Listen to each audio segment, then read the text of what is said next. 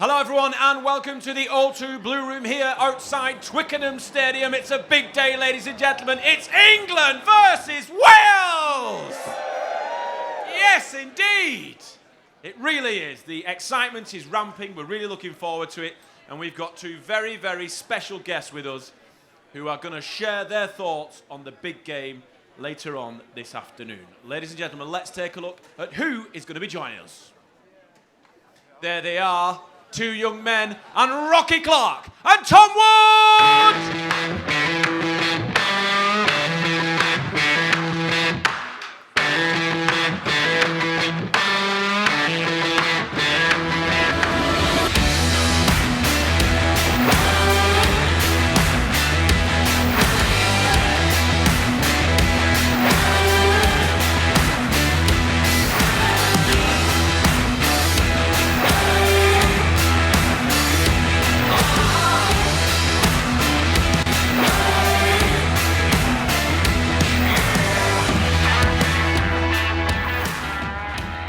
Ladies and gentlemen, put your hands together with a combined total of 187 caps for England. Rocky and Tom, everyone. Rocky, we'll talk to you first. You've just come straight from the Red Roses game. 66-7. It deserves so much more than a whimper, ladies and gentlemen. 66-7! Rocky, tell us, it was obviously a dominant performance. The girls were on fine form today. Yeah, the girls were on fire. They were unstoppable. You got Poppy Cleal busting through. She got a hat trick, so she's happy. A player in the second row scoring a hat trick doesn't happen that often. Big players like Beckett as well.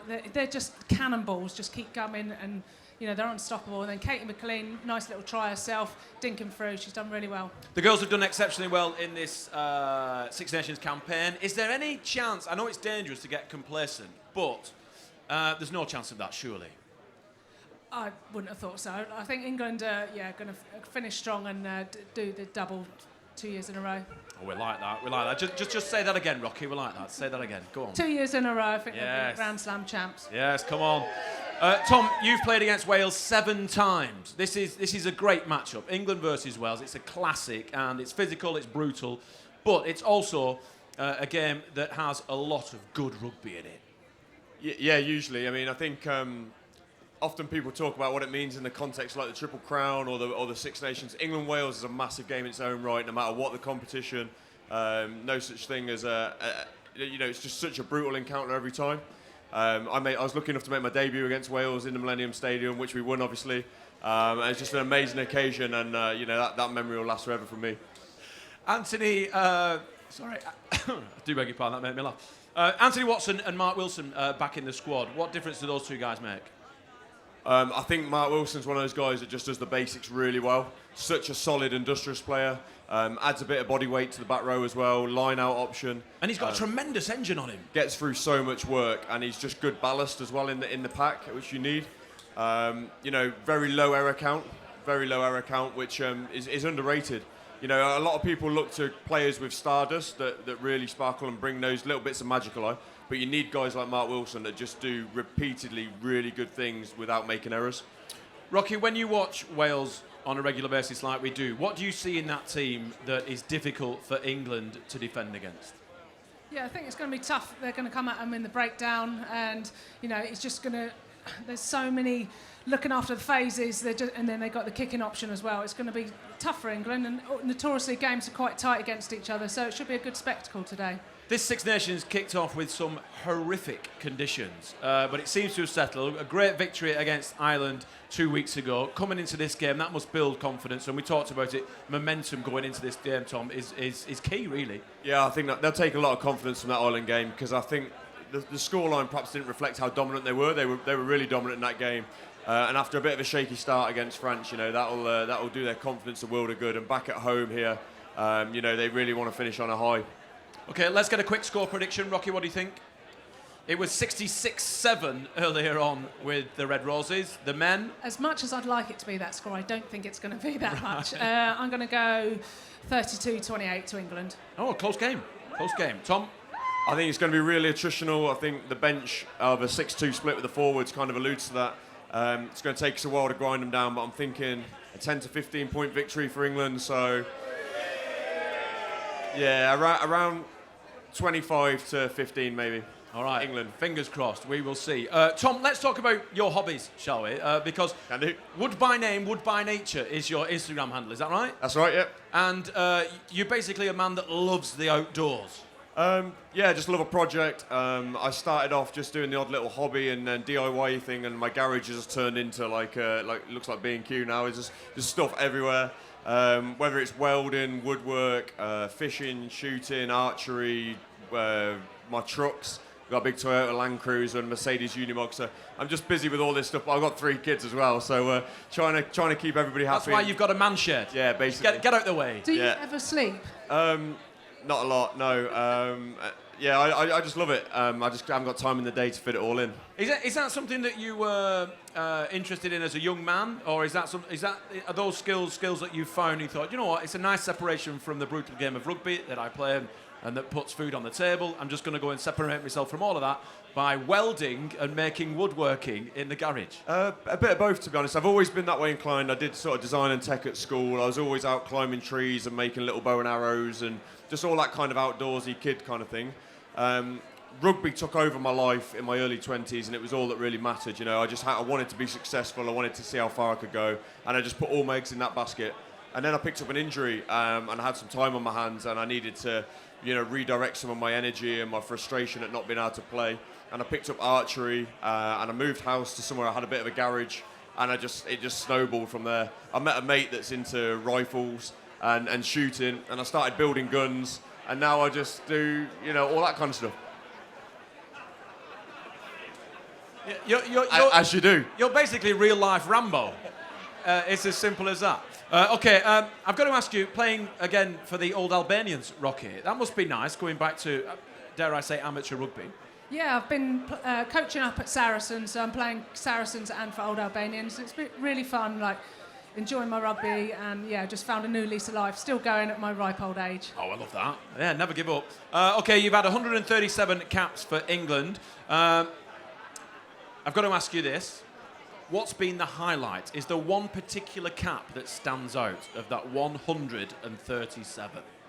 I think that's a pretty easy one, and most people will be able to guess that. World Cup final when we won in August in 2014. That was amazing out in Paris. Yeah, it does deserve a round of applause. Well done. All right, who was your hero growing up in rugby? Jason Leonard. Jason Leonard. That's from Fred, who's 68. Tom? Hero? Yeah. I was lucky enough to play for a club and school that produced the likes of Neil Back and Danny Grucock, so I tried to emulate those guys, and they paved the path for me, local heroes. But my rugby hero is probably my dad. Oh, I like that. Lovely. Gavin, who's 26, says, how much do you bench press? Tom? Right now, or are you going to put me on the spot and make me prove it? Or? No. Bring on the squat rack and the bench press. I think the most I've ever done at my best was 170. I'd probably 155, something like that, at my max at the minute. Bench press was my thing, but for a lady, it's not too bad. 105.